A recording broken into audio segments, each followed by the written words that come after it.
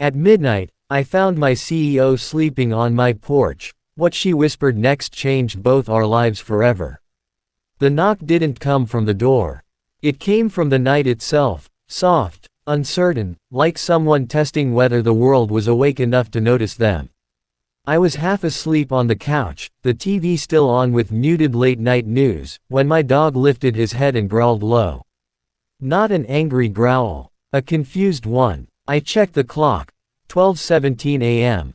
I wasn't expecting anyone. No one ever came this late. My life was quiet by design. Small house, front porch light that flickered if the wind blew wrong, and a routine so predictable it felt safer than hope. Then I heard it again. Not a knock this time. A shifting sound. Fabric against wood. I stood, heart already beating faster than logic allowed, and grabbed the old baseball bat I kept near the door. The porch light was off. I flipped it on, and froze. She was lying there, not passed out, not drunk, not homeless in the way the mind quickly tries to label things it doesn't understand. She was curled on her side on my porch swing, coat pulled tight around her, one heel missing, hair falling across her face like she hadn't bothered to fix it in hours. I recognized her instantly. Everyone did. The CEO of the company I worked for. The woman whose face was on business magazines, whose name closed deals, whose presence could silence a room of 100 executives with a single look. She was sleeping on my porch. I opened the door before I could think better of it. "Ma'am," my voice cracked under the word. Are you okay?" Her eyes opened slowly, sharp even through exhaustion. She sat up too fast, instinctively alert, then relaxed when she saw me. "Oh," she said softly. "Good. It's you." That didn't help my confusion. "You know me?" I asked. She nodded. "You're the analyst from the third floor. You always stay late. You drink terrible vending machine coffee." I stared. "That's accurate." She rubbed her face, then looked down at the porch like she was noticing it for the first time. I didn't mean to fall asleep. "You're on my porch," I said, stating the obvious because my brain refused to form anything smarter. "Yes." She sighed. "I know." There was a long pause. Crickets filled the silence. Somewhere down the street, a car passed like the rest of the world was continuing normally. "Do you want to explain," I said carefully, "why my CEO is sleeping outside my house at midnight?" She looked up at me then. Really looked. Her expression wasn't powerful or commanding or polished. It was tired. Deeply, painfully tired. "The penthouse is too big for one person," she said quietly. I didn't know what to do with that sentence. I stepped aside. "You should come inside." She hesitated, pride flickering across her face like a reflex. Then it vanished. "Just for a minute," she said. "I won't be any trouble." Inside, the house felt suddenly smaller than usual. The couch had a sag in the middle. The kitchen light buzzed faintly. Nothing here had ever impressed anyone, and that had always been the point. She stood in the living room, hands clasped, looking around like she was somewhere foreign. "This is cozy," she said. "That's one word for it." I offered her water. She accepted. Her hands trembled just enough that I noticed. "You didn't drive here," I said. "No. Security. I sent them away." "Why?" She took a long drink before answering. "Because for once, I wanted to be where no one expected me to be." I leaned against the counter, still holding the bat like a useless shield. "Why here?" Her eyes met mine again. "Because you once told me you grew up in a place where doors stayed unlocked." I frowned. "That was during a team dinner. Months ago." She smiled faintly. "I remember things people say. When they don't think they matter." The room felt warmer. Or maybe my chest did. "You can stay the night," I said, surprising myself. "The couch pulls out." She looked relieved. And embarrassed. And grateful, all at once. "I won't forget this," she said. "I'm not doing it for favors," I replied quickly. "I know," she said. "That's why I came." Later, as she slept on the couch, shoes finally off, coat folded neatly, I sat awake in the chair across from her. She looked different without the armor. Smaller. Human. I realized something unsettling then. This wasn't a coincidence. She hadn't ended up here by accident. And whatever had driven her from a glass tower in the sky to a broken porch swing on my street, it wasn't finished with either of us yet. The morning light didn't wake me. The silence did. I was used to the hum of traffic outside, the neighbor's radio turning on too early, my dog pacing for breakfast. That morning, everything felt suspended, like the house was holding its breath. Then I remembered. I sat up too fast and looked toward the couch. She was still there, curled on her side, blanket pulled up to her shoulders, hair loose and unstyled, face relaxed in a way I had never seen in boardrooms or investor calls. In sleep, she looked younger. Softer. Like someone who hadn't learned yet that strength could be mistaken for distance. For a moment, I just watched, unsure whether to wake her or protect the fragile calm she seemed to need. My phone buzzed. One notification turned into 10. Missed calls. Messages. Company alerts. Her name everywhere. I muted the phone and stood quietly, moving to the kitchen. I didn't know how she took her coffee, but I knew how I took mine, and somehow, that felt like enough. When the coffee maker gurgled, she stirred. Her eyes opened slowly, confusion flashing first, then memory settling in. She sat up, blanket slipping. "Oh," she said. "I hope that wasn't a dream." "Good morning," I said.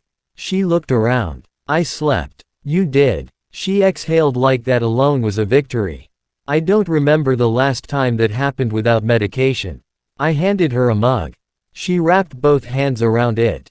"This smells real," she said. "It is." She smiled at that, then her expression shifted. She glanced at her phone on the coffee table. The screen lit up instantly with notifications she hadn't even touched yet. Her shoulders tensed. "You don't have to check it right now," I said. She hesitated, then set it face down.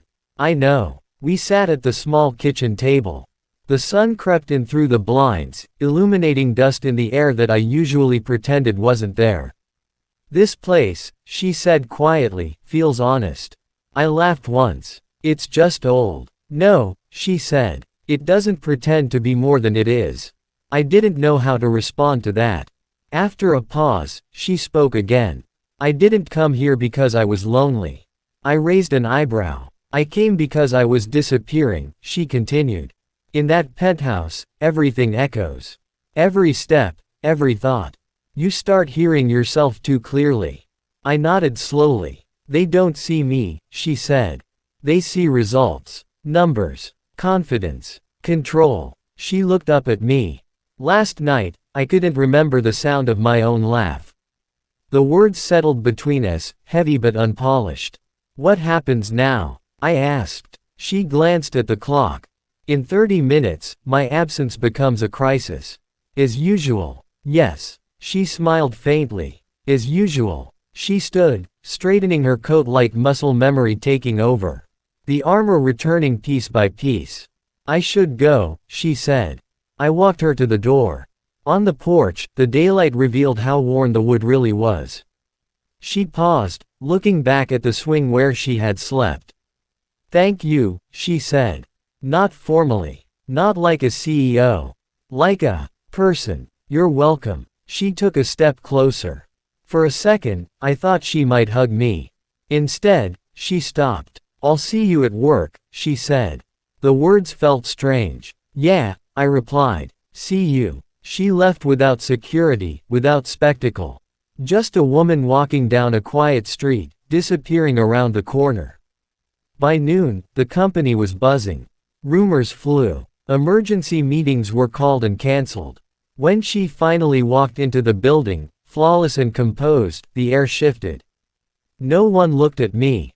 Which was good. Except she did. Just once. As she passed my desk. Not a smile. Not a nod. Something quieter. Recognition. That afternoon, I was summoned to her office. The penthouse office. The one with glass walls and a city that bowed beneath it. I stood across from her desk, suddenly aware of how out of place I was again. "Sit," she said. I did. She folded her hands. What happened last night stays between us. I assumed. She studied me. You didn't ask for anything. I wouldn't. That's rare. She leaned back. I'm restructuring a division. I need someone who sees what others ignore. My stomach tightened. Are you offering me a promotion? I'm offering you proximity, she said. And trust. I hesitated. Why me? She didn't answer immediately. Because you saw me, she said finally. And didn't try to fix me. The weeks that followed were different. Meetings that ran late. Private strategy sessions. Moments of silence that felt heavier than words. People noticed. Whispers started. Glances lingered. Assumptions bloomed without permission. One night, after everyone had left, we stood by the window of her office. The city glowed below. Do you regret coming to my porch? I asked. She shook her head. No. Do you regret what it started? She turned to me then. Close enough that I could smell her perfume. Something subtle, not the sharp executive scent I expected. I don't know what it started, she said softly. But I know what it reminded me. What's that? That I don't want to be alone in large spaces anymore. The air between us changed. Not dramatically. Just enough to notice. And for the first time since that night, I wondered if opening my door had done more than offer shelter. It might have rewritten the rules for both of us. The rumors didn't explode all at once. They crept. A pause in conversations when I walked into the room. A question held a second too long. An email copied to one person too many. I noticed it the way you notice a storm forming, by the pressure, not the rain. She noticed too. One evening, after another long strategy session that stretched past midnight, she closed her laptop and didn't open it again. Stay, she said. Not as a command, as a request. The office was empty, the city outside glowing like a living thing. The glass walls reflected as faintly, two silhouettes in a space designed to impress the world. They're watching, I said carefully. She nodded. They always are. She walked to the window, arms crossed, gaze distant. Do you know why I built the penthouse the way I did? I shook my head. So I'd never have to feel cornered, she said. So I could always see everything coming. She turned back to me. But you can see too much from up there. You stop feeling. I took a step closer. You didn't feel alone on my porch. No, she said. I felt small. The word surprised me. And safe, she added. Silence settled again. Not awkward. Intentional. I can't be what people want me to be and what I want to be at the same time, she said quietly. Not forever. I understood that better than I wanted to admit. I don't want to be your escape, I said. She smiled sadly. I wouldn't let you be. What do you want, then? She thought for a long moment. Then, a place where I don't have to perform. The next morning, everything changed. An internal investigation. Anonymous complaints. Questions about favoritism, ethics, impropriety. None of it had proof. All of it had weight. HR called me first. Then the board called her. By the end of the day, we were advised not to communicate outside official channels. She didn't look at me when she walked past my desk this time. That night, I found her on my porch again. Standing. Not sleeping. I shouldn't be here, she said. You already are. She looked exhausted, not from lack of sleep, but from holding herself upright against too much expectation. They want me to step back, she said. Temporarily. For show. For control. She laughed once. Bitter. The penthouse is emptier than ever now. I opened the door wider. Come in. Inside, she didn't sit on the couch. She sat on the floor, back against the wall, knees drawn up. I built everything so I'd never need anyone, she said. And now the only place I can breathe is here. I sat across from her. No desk between us. No glass. They'll survive without you, I said. And you? She asked. I was surviving before you, I said honestly. But I'm not the same after. She looked at me then, really looked. No power. No shield. I don't know who I am without the title, she whispered. You're someone who knocks instead of demanding, I said. Someone who remembers coffee preferences. Someone who chose a broken porch over a perfect view. Her eyes filled, but she didn't cry. Weeks passed. She officially took a leave of absence. Press releases spun narratives. The company adjusted. Life went on. And somehow, so did we. She started coming by in the evenings. Cooking badly. Laughing freely. Sitting on the porch swing like it had always belonged to her. No penthouse. No entourage. Just space that fit two people. One night, as the air cooled and the streetlights flickered on, she leaned her head against my shoulder. I sold the penthouse, she said casually. I turned to her. You did what? I kept one room, she said. An office. For when I need it. And the rest. I don't want large spaces anymore. I smiled. Is this a resignation? I asked. She shook her head. It's a redefinition. The next time she returned to the company, it was different. Boundaries drawn. Transparency enforced. No whispers left to feed on. I declined the promotion she later offered. I don't want to owe you, I said. She nodded. Good. We learned each other slowly. Carefully. Without contracts or expectations. Sometimes power sat between us. Sometimes it didn't. But at night, when the world went quiet, she still preferred the porch. And I understood why. Because some doors, once opened at midnight, don't lead back to the heights you came from. They lead home.